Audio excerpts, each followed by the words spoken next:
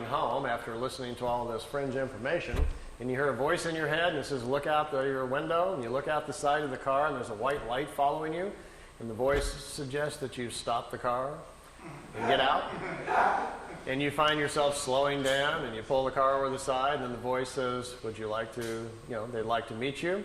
Please park your car and step out. In the craft, you notice the white ball of light is coming down on the ground about 100 yards away, and it's setting down. You quickly look around. Wow, you're all alone. There's nobody out here. Should you be doing this? So you feel a little ripple go through your body.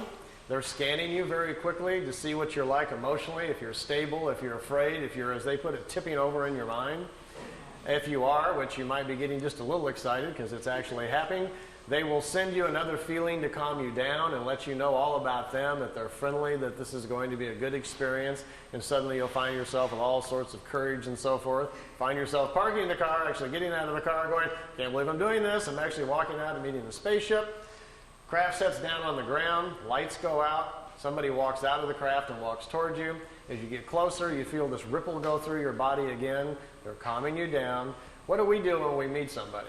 We generally ram out our hand and shake hands, don't we? And then we shake and we get a feel of that other person, and then we check them out physically, look at their eyes and so forth. And we size each other up very quickly to see whether or not we're going to be comfortable with them. And we make a quick snap judgment about whether or not we like this person, and et cetera, et cetera.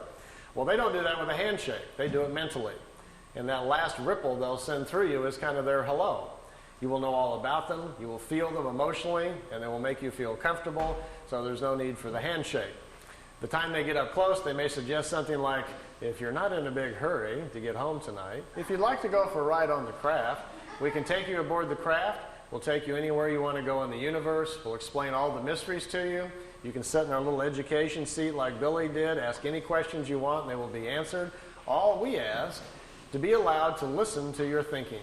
We're fascinated by your thought processes. If we can listen to your thoughts, then we'd be glad to take you for a ride for 2 or 3 weeks. Now, if you agree to that, which most of you probably would, after asking them if they could block out a few thoughts that you don't want them to listen to, they say, come on aboard. You find yourself going aboard the craft. Notice if it happens to be a ship like this with the unusual edges on it, this is their more advanced ship, and it's capable of moving in time. The older ones can't do that. So your questions this way can be a lot more complicated. You might want to go back in time and watch the pyramids being built, or see if Moses really parted the Red Sea, or did the crucifixion really happen, or whatever historically might interest you. You could possibly ask these questions, and perhaps they would take you back and let you see for yourself. Well, they'd probably take you out there for 3 weeks. You'd have all these magnificent experiences. You could go to other planets, see other worlds, see other societies. Maybe even go back in time and watch yourself being born, or visit yourself when you were alive 300 years ago. You can do some rather amazing things if they would let you do them. Then they bring you back. You may notice on your chronograph watch that 3 weeks has gone by, but by now you have an understanding of time because they've educated about it, and you're not surprised if they bring you back the same moment that you left Earth time. And you get out of the ship and walk back over to your car, and your car engine's still warm, no time has passed on Earth, and you've been gone for 3 weeks. Now you get in your car and drive home, what's the first thing you're going to do?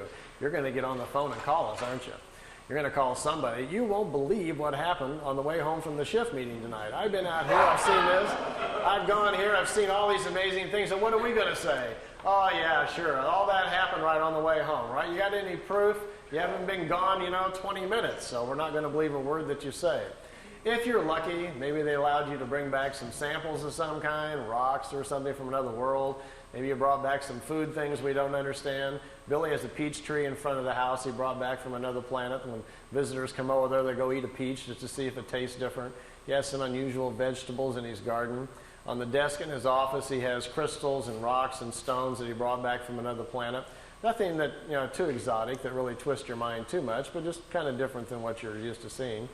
If you were real fortunate and had a camera with you, you might be able to take some pictures of some other places. That would be kind of fascinating to have a look at.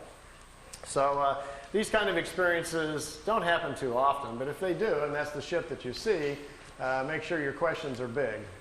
Because we want to know all about it, don't we? This is where we live. This is an artist's drawing of the Milky Way.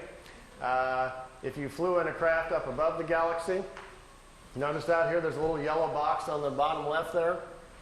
That's where we live. That's where Earth is. By the way, the Pleiades are only 400 light years away, which means if we got in our Honda and set the speed to 1 light year speed, if we were traveling at the speed of light, it would take theoretically 400 light years for us to get to the Pleiades. But the Pleiades are just right there in the neighborhood. It's 53,000 light years to the center of our galaxy. So we're going to have a very fast ship to get anywhere. Even to get to the Pleiades, who's got 400 years, to get there? If we have time and you're interested, the theory of the crafts, how they work, how they dematerialize them, and how the power system works. If we have a chance later, and if that's somebody you want to know, I can draw that out for you and show a little bit about how they're designed, if that's something you're interested in. This is what our galaxy looks like from the side. It's a spiral galaxy, similar to most other galaxies. It's a very normal one. Here's some more Abilities pictures of 2 regular-sized ships, and notice the 2 on the top are slightly smaller. These are remote vehicles. They're in our upper atmosphere, hundreds of them all the time. When you talk to people that claim that they're having visions or ideas, or they think they're psychically connecting with the Pleiadians or the Arcturians or something like that, in most cases it's with these little remote discs. They pick people, 20, 30,000 of them at a time, and they broadcast visions and ideas to people. They're generally never from Orion or Arcturus or Sirius or whatever like that. They find out that people are far more interested in listening if they think they're making a connection with a far-off ET than they are with a metal disc that happens to be a mile over their head. So understanding our mental capacities, these little remote discs fly around the planet quite oftenly, sending out their ideas and visions you pick up in sleep and listening to your thought patterns. They're intrigued with our thinking, they say, because they've discovered that the average person on Earth can live 75 years and spiritually only grow 6 or 7 months. They look at us as a spiritually dormant planet, that our lack of understanding about nature and how things really go make us more of a study than anything else. We are so misled, they say, by all of our belief structures and things that exist on our world. The time we survive through our kindergarten grades, our schooling, and our early years with our parents who mislead us, not on purpose, but they do because it's how they were taught. The time we get to be 10 years old, there's so much stuff in our head that we can hardly get life straight. Well, you all know how that works. You can't wait to get out of the house and go out, and what happens? By the time you're 30, you run off and go to an S meeting or something to figure out what's wrong with you. Then you maybe go to a psychiatrist, or you come to a fringe meeting like this, searching for answers. We're all trying to figure it out, aren't we? And usually about the time you get to about 40 or so, you kind of getting a handle on everything and figuring life out. By the time you're 50, you got it nailed, but then, you're going downhill, and gee, you wish you'd have known all this when you were 18. So our problem is we just need to live a lot longer, don't we? If you did have a craft at your disposal and they picked you up, you might want to go visit some of the other planets. Here, Billy took a picture out the window. Right here is the top of a disk right in front of him, and there's another one up here. There was 3 craft. They took him to Venus, let him take a few pictures. They took him up to Mars, let him see that. They took him up to Jupiter, let him see the red spot, and brought him back. It took 2 hours and 35 minutes for the trip. Here's another picture out the window.